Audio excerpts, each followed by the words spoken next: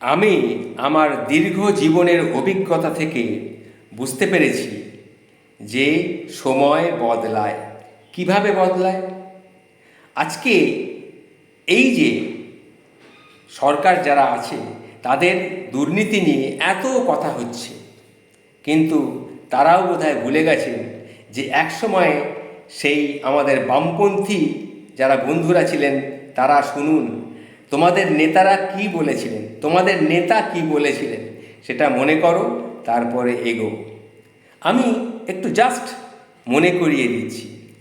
1983 সালের বাস ভাড়া বৃদ্ধি প্রতিরোধ আন্দোলনে কলকাতার মানিকতলায় পুলিশের গুলি লেগে দুলাল দাস মাটিতে পড়ে লুটোচ্ছে।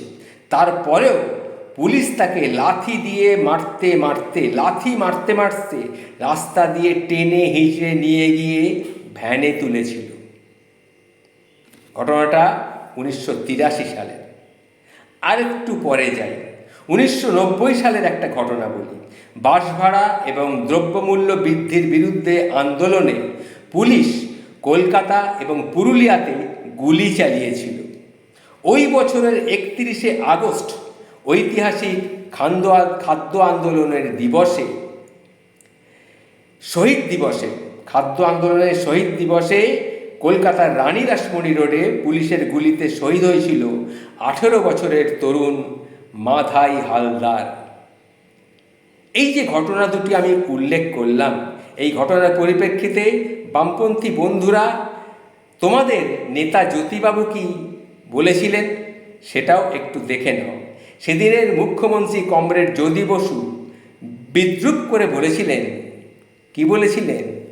পুলিশের উপরে হামলা হলে পুলিশ কি রসগোল্লা ছুঁড়বে? আরও তিনি বলেছিলেন, কি বলেছিলেন? পুলিশের উপরে হামলা হলে পুলিশ কি রসগোল্লা ছুঁড়বে? তাই আমি নিরামিষ আন্দোলনকে একটু আমিষ করে দিলাম।